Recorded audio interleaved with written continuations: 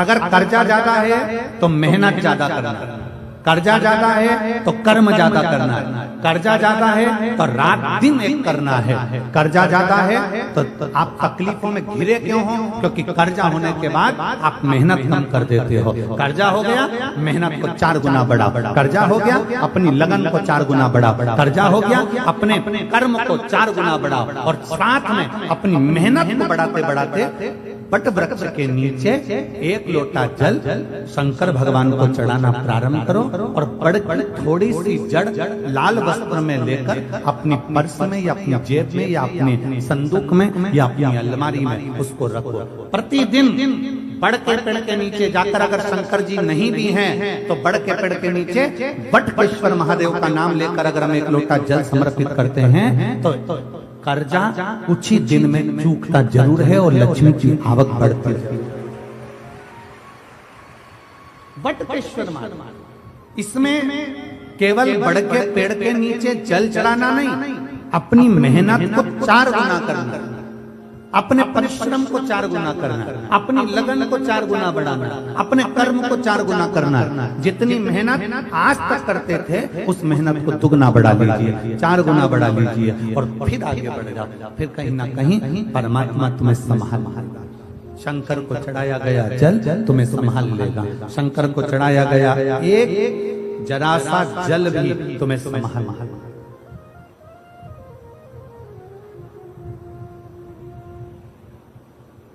शिव का नाम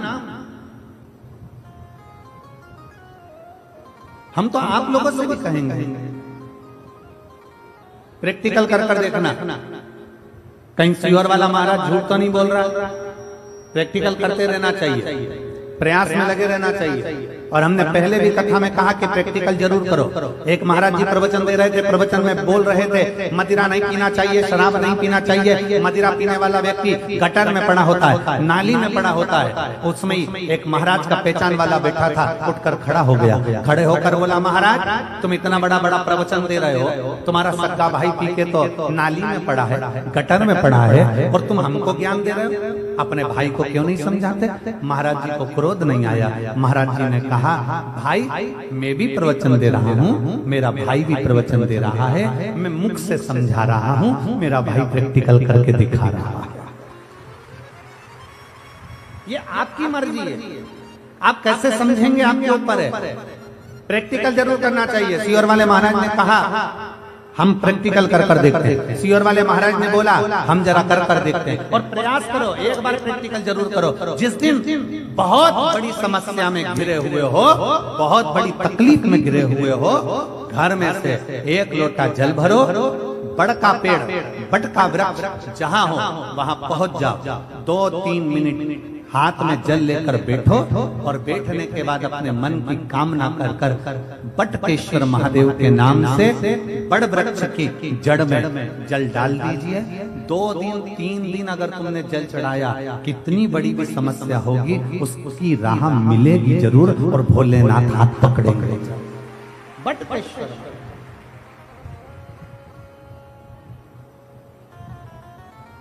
और तेरे बिना प्रभु तेरी कृपा बिना न हिले एक भी अणु, लेते हैं श्वास तेरी कृपा से तनो तनो। वो संभाल ले, आप उस पे आश्रित हो जाइए, आप उस पे समर्पित हो जाइए, आप उसका गुणगान करिए, आप उसका भजन करिए, आप उसका मंत्र जाप करिए, आप उसका नाम जाप करिए। समाज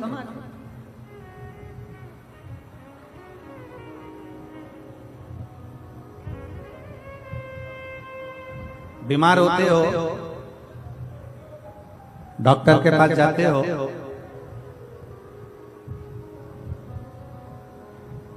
डॉक्टर आपसे कह देगा तुम्हें बड़ी बीमारी हो गई है, शरीर में कष्ट है, दवाई से ठीक होना है कि ऑपरेशन कराना। डॉक्टर पूछेगा, डॉक्टर बोलेगा आपको दवाई से ठीक होना है कि ऑपरेशन कराना है। मान लो एकदम तुम डॉक्टर के पास पहुंच गए और डॉक्टर ने कह दिया कि तुम्हारे को ऑपरेशन करना पड़ेगा, तुम्हारे घुटने का ऑपरेशन करना पड़ेगा, तुम्हारी हड्डी का ऑपरेशन करना पड़ेगा, तो तुम डॉक्टर साहब से कहोगे डॉक्टर साहब ऑपरेशन मत करिए, थोड़ा दवाई दे दीजिए ना, दवाई से ठीक हो जाए तो अच्छी बात है। बोलो सही है कि गलत है? एकदम तो ऑपरेशन नहीं करा लो। डॉक्टर साहब हमारा ऑपरेशन मत करिए, थोड़ी दवाई दे दीजिए। डॉक्टर बोलेगा क्यों? अच्छी दवाई दे दो जिससे मेरा रोग ठीक हो जाए, अच्छी दवाई दे दो जिससे मेरी बीमारी ठीक हो जाए। डॉक्टर पूछेगा तुम ऑपरेशन कराओगी या दवाई खाओगी, तो उसमें से दो ऑप्शंस में से एक ऑप्शन आपको चुनना है। डॉक्टर से कहना डॉक्टर साहब मुझे दवाई दे दो, ऑपरेशन मत करिए, क्योंकि ऑपरेशन करोगे तो शरीर बेकार होता चले जाता है। ऑपरेशन से शरीर बेकार हो जाता है।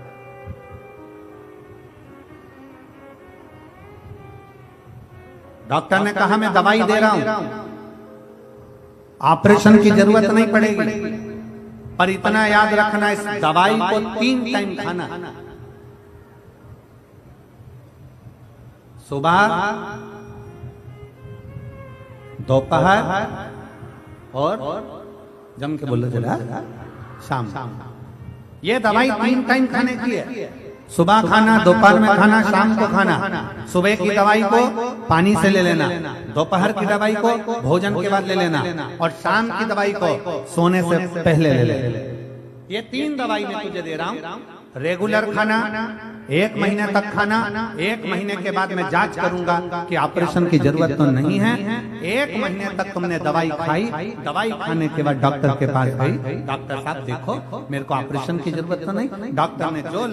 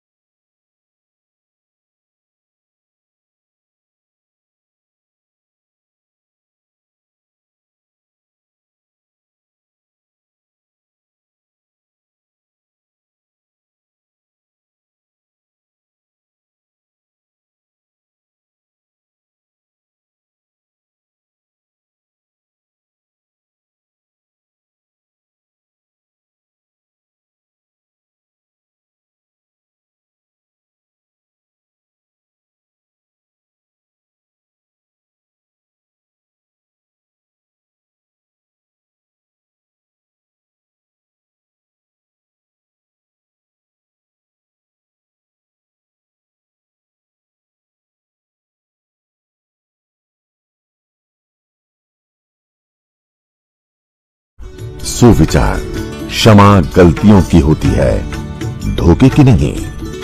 ऐसो सतगुरु भावे मुझको, ऐसो सतगुरु भाई, ऐसो सतगुरु भावे मुझको, ऐसो सतगुरु भाई, ऐसो सतगुरु भावे मुझको, ऐसो सतगुरु भाई, ऐसो सतगुरु भावे मुझको, ऐसो सतगुरु भाई।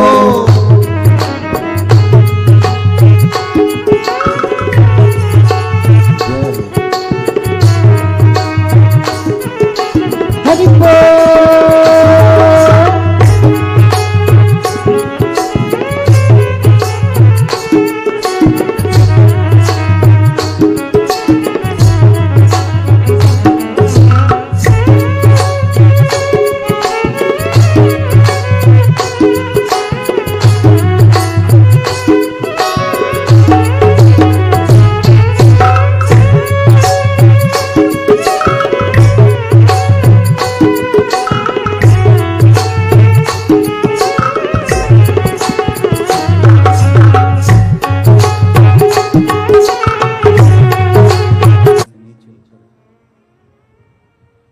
माता पार्वती जी को लेकर शिव जी वट वृक्ष की छांव में पहुंच गए। भगवान ओगड़दानी वट वृक्ष की छांव में पहुंचे। शंकर भगवान ने माता पार्वती जी का हाथ पकड़ा और वट वृक्ष की छांव में भगवान शंकर पहुंच गए। बोल पार्वती, क्या कहना चाहती? बोलो माता पार्वती, क्या बोलना चाहती हो? क्या कहना चाहती हो?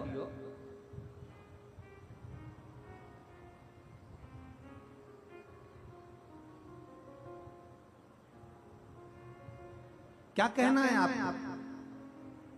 अब पार्वती जी की एक तो नई तो शादी हुई और पहली बार तो मायके जा रही है। और मायके जब शादी होती है, नई बहू आती है, जब नया मंगल विवाह होता है, बहू घर में आती है तो सास भी उसकी बहुत परीक्षा लेती है। मायके जाती है तो परिवार वाले भी उससे पूछ ही लेते हैं, घर में सुख है कि नहीं, सास क्या बोली, ननद कुछ बोली तो नहीं, देवर देवरानी से कोई विवाद तो नहीं हुआ, घर में सब ठीक तो है, सब ठीक तो चल रहा है। नहीं, बेटी जब पहली बार घर आती है तो मायके वाले भी पूछते हैं, और लड़की शादी होकर जब ससुराल जाती है तो सास भी पूछती है। ऐसा नहीं कि सास नहीं पूछती है। एक नई नवेली बहू आई, एक नई नवेली बहू आई और सास ने उससे पूछ लिया। सास को मालूम था ये अंग्रेजी से खूब पढ़ी लिखी है और बहुत अच्छी शिक्षा अध्ययन करा इसने, खूब उच्च शिक्षा अध्ययन करी है। तो सास ने अपनी बहू से काम करते करते पूछा, बेटा मैं इतनी पढ़ी लिखी नहीं हूं, तू पढ़ी लिखी है, तूने अंग्रेजी से पढ़ा है, तेरी शिक्षण योग्यता कितनी है, हिंदी में बता।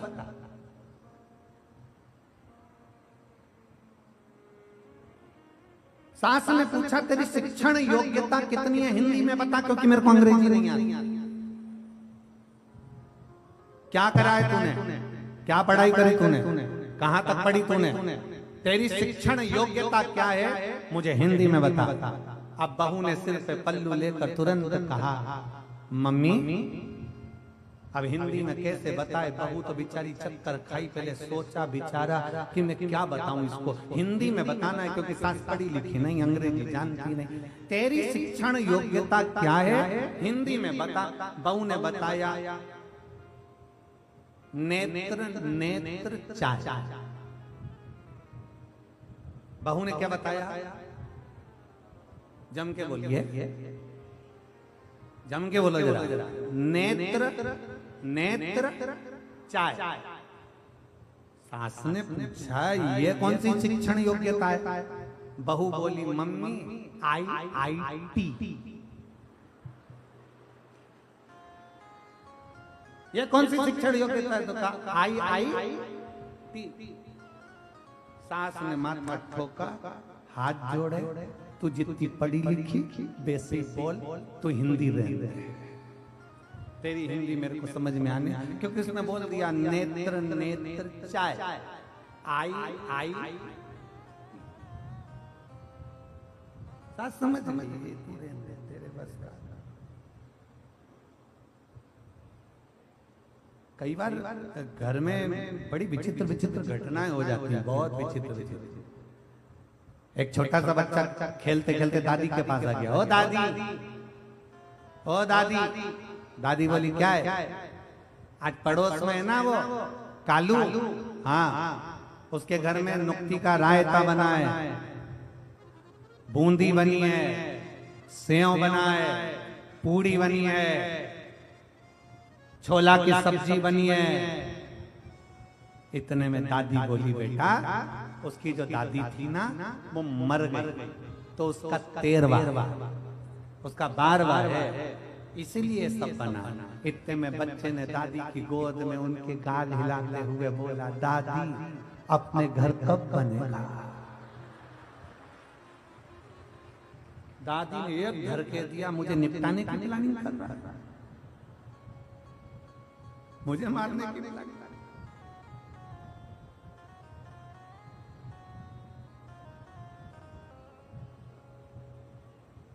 घर का भाव दूसरा रहता है। पार्वती जी हाथ पकड़कर शिव जी बटकेश्वर बड़ के पेड़ के नीचे बैठ गए, और बड़ के पेड़ के नीचे बैठकर भगवान शंकर ने पूछा पार्वती जी से, बताओ पार्वती जी क्या बात है, क्यों नंदी को रोका गया, मायके जाना क्यों नहीं चाहती, मायके क्यों नहीं जा रही है, रुको जरा बताओ।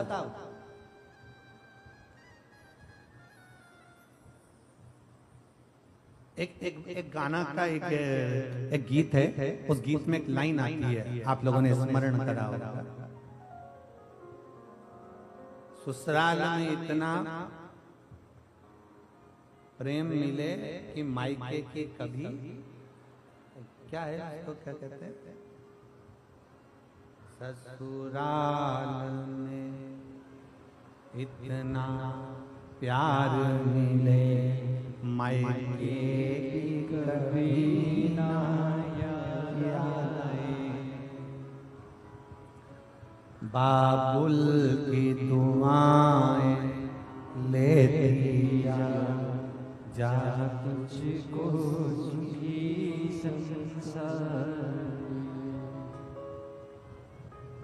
ससुराल में इतना प्यार मिले मायके की कभी ना याद आए। किसको याद नहीं आती मायके की? जिसको ससुराल में अधिक प्रेम मिले, जिसको ससुराल में अधिक स्नेह मिले, जिसमें ससुराल में अधिक सम्मान मिले, आदर मिले, सत्कार मिले, तो मायके की याद नहीं आती। पार्वती जी को भगवान शंकर उनके मायके छोड़ने जा रहे हैं, मायके लेकर जा रहे हैं। पहली बार शादी होने के बाद पहली बार पार्वती जी मायके जा रही थी, पर उतर गई नंदी से नीचे और बट वृक्ष की छांव में चली गई। भगवान शंकर के साथ बड़ के पेड़ के नीचे बैठ गई। शंकर भगवान ने पूछा, पार्वती तुम मायके नहीं जाना चाहती, तुम मायके नहीं जाना चाहती?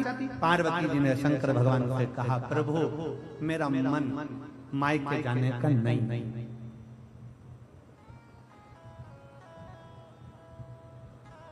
अब कई बहुएं ऐसी होती हैं कि पति उनसे पूछता है कि तुम मायके नहीं जा रही है, पत्नी कह देती है मेरा मन अब की बार मायके जाने का नहीं। फिर पति थोड़ा डिप्रेशन में आ जाता है, क्यों नहीं जा रही, क्या कारण हो गया, उसके सुध में नहीं आया। उसने एक दिन अपनी पत्नी से पूछ लिया कि तुम मायके क्यों नहीं जाना चाहती, क्या हो गया, मायके क्यों नहीं जा रही है? इतने में पत्नी ने कह दिया, अब की बार मैं मायके नहीं जाऊंगी, मैं आपके साथ नैनीताल जाऊंगी।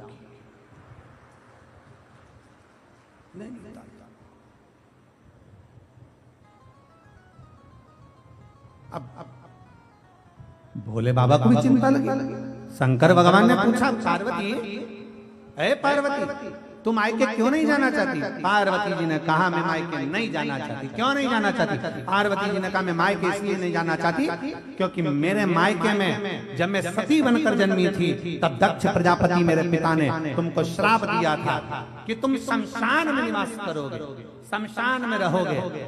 मेरा पति शमशान में रहता है, तो मुझे मायके नहीं जाना। मेरा आपसे निवेदन है, जहां तुम रहते हो शमशान में, अब मुझे वहां जाना है, मुझे वहां ले जाओ।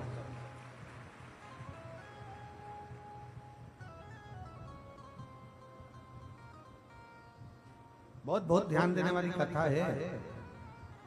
ये हापुड़ की जीजी और हापुड़ के जितने मेरे जीजा बैठे हैं वो भी ध्यान, बहुत समझने वाली कथा।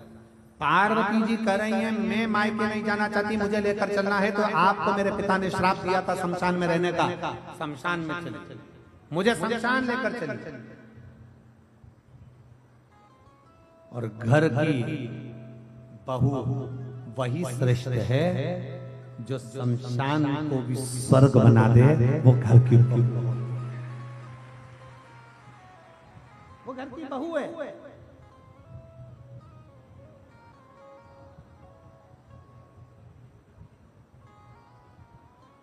पहले के जमाने में लड़कियां डरती थी शादी करने में,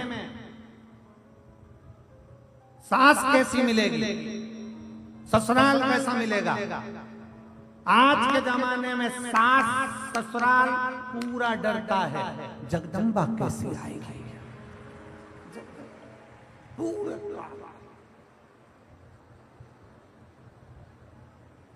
4 बार तो पंडित जी के पास जाती हैं, पंडित जी जरा मिलान करके बता दो सब ठीक तो है, इसका चरण ठीक तो है। पंडित जी ने पूछा तुम लड़की देखी आई? हाउ कैसी लगी? हम गए थे गुरुजी, हम मेरठ गए थे उसको देखने के लिए गुरुजी, हम उसको देखने के लिए गाजियाबाद गए थे गुरुजी, हम उसको देखने के लिए दिल्ली गए थे गुरुजी, हम उसको देखने के लिए यहाँ गए थे गुरुजी, हम उसको देखने वहां गए थे। हम 15 लोग लड़की देखने गए गुरुजी, लड़की इतनी बढ़िया है, इतनी बढ़िया है गुरुजी, उसके मुंह से आवाज तक नहीं निकली, हमने जितना पूछा उतनी बोली, बहुत शालीनता, बहुत सीधी। गुरुजी हम उसका फोटो भी लेकर आए, जरा देखकर बताओगे कैसी है? गुरुजी बोले अभी नहीं बोली है, पर घर आएगी जब वो बोलेगी तो तू भी डोलेगी। अभी काहे बोले? अभी उसको आफत मोल लेना है, शादी करेंगे। पहले का समय था लड़कियां डरती थी, सास कैसी मिलेगी, ससुराल कैसा मिलेगा, परिवार कैसा मिलेगा, कौन कैसा मिलेगा। आज के जमाने में घर के लोगों को डर लगता है, हमारे एक बेटा, केवल एक बेटा है, भगवान से निवेदन है बहू अच्छी है, उसको लेकर चले, परिवार को लेकर चले, नातों को लेकर चले, रिश्तों को लेकर चले। पहले के समय में 4-5 बेटे होते थे तो सास ससुर को भी लगता था अगर एक भोजन नहीं देगी तो चलेगा, दूसरी नहीं देगी तो चलेगा, तीसरी के पास रह लेंगे, तीसरी ना देगी तो चौथी के पास रह लेंगे, कोई तो भोजन देगा। और आज के जमाने में तो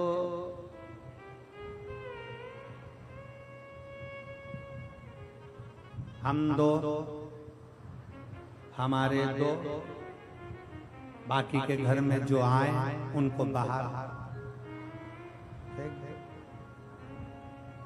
अब लेन देकर केवल एक बेटा, एक बहू और बहू एक, और मन में भाव आए कि मेरी बहू आए तो बहुत अच्छी आए, समझदार आए, समझ के अनुकूल आए, सम्मान करे, आदर करे, सत्कार करे।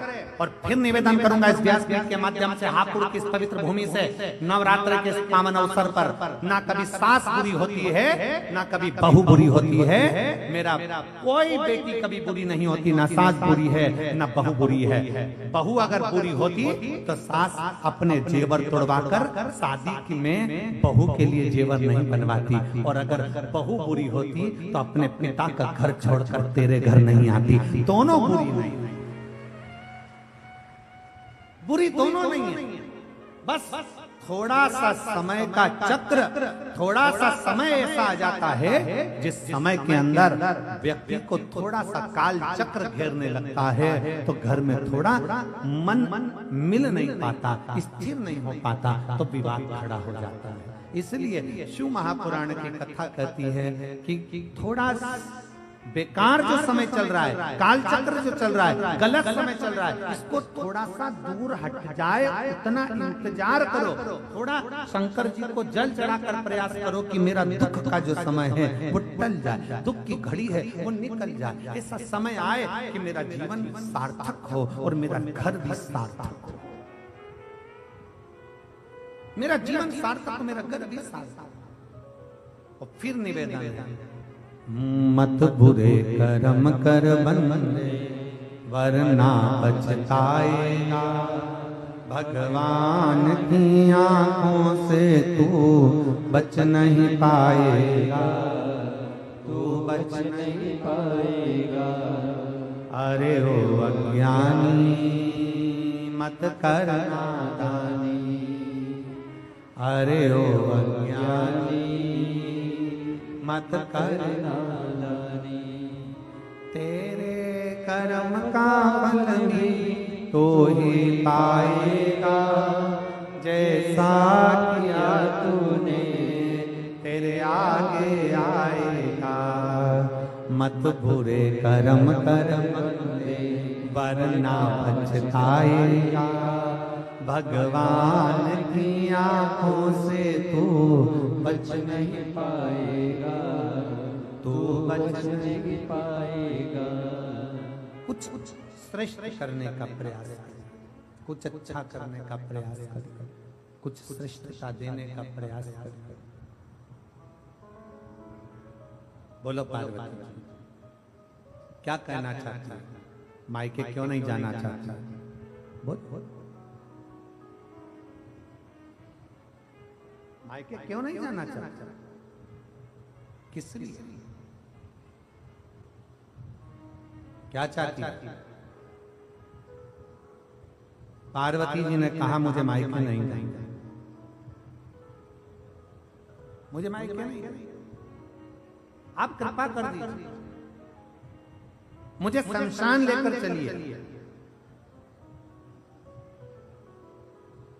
शिव प्रसन्न।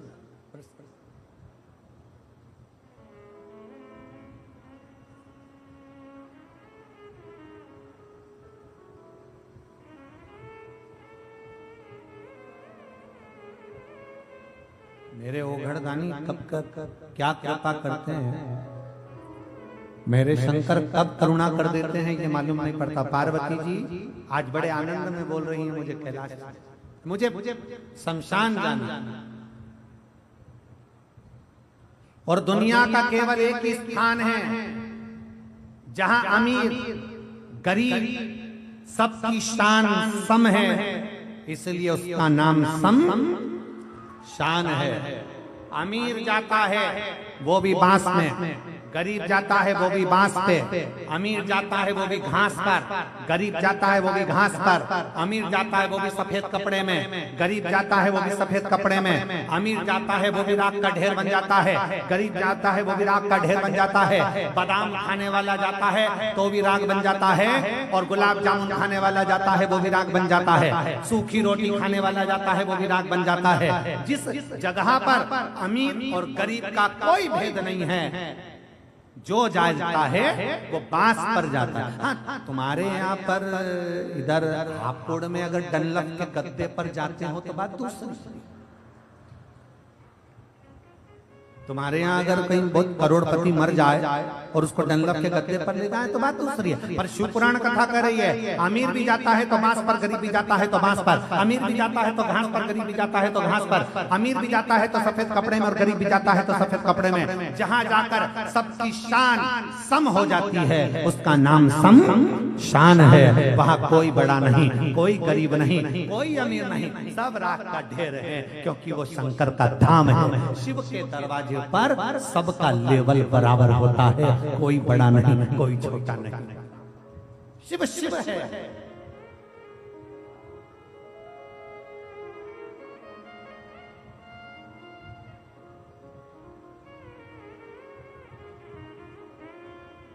आप लोग तो गंगा जी के पास में रहते हो, गंगा पैसे वाले को ज्यादा पार लगाती है कि गरीब बड़े को ज्यादा पार लगाती है? बोलो जरा जल्दी से बोलो, बोलो जम के रहा पुरवाली जी। गंगा पैसे वाले को पार लगाती है कि गरीब को पार लगाती है? शिव महापुराण की कथा कहती है गंगा ना पैसे वाले को पार लगाती है ना गरीब को पार लगाती है, गंगा तो भगवान की भक्ति करने वाले को पार लगा देती है।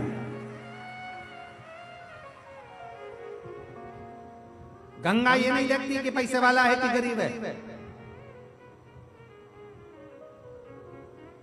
इसीलिए शिव महापुराण की कथा कहती है शंकर की कथा में जाना तो अपने तन पर कोई सोना चांदी, कोई हीरा पन्ना, सोने की चैन ब्रेसलेट, कोई सोने का सामान, कोई आभूषण लेकर कथा में नहीं जाना, कीमती मोबाइल लेकर कथा में नहीं जाना, कीमती सामान लेकर कथा में मत जाना, 2-5 हजार रुपए की चप्पल पहनकर कथा में मत जाना। शिव महापुराण की कथा कहती है गंगा नहाने जाओ तो कोई कीमती सामान लेकर मत जाओ, शिव पुराण में जाओ तो कोई कीमती सामान लेकर मत जाओ, शंकर के दरवाजे पर जाओ तो कोई कीमती सामान लेकर मत जाओ।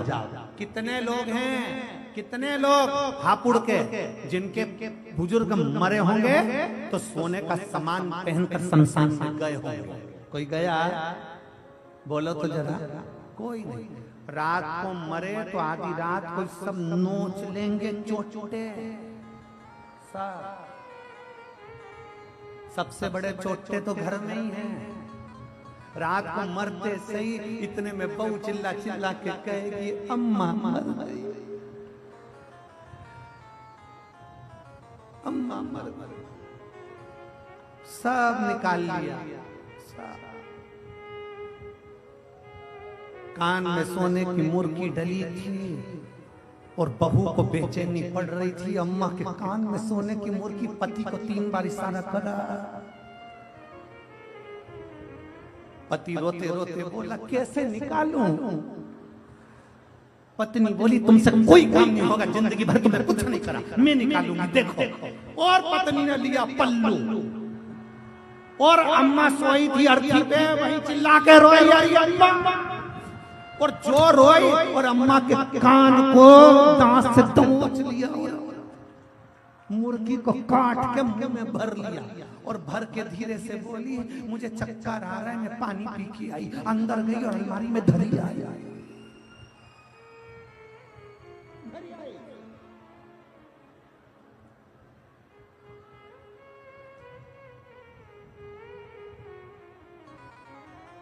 इसीलिए कहते हैं मेरे बाबा के दरबार में सब लोगों का खाता। मेरे बाबा के दरबार में सब लोगों का खाता है।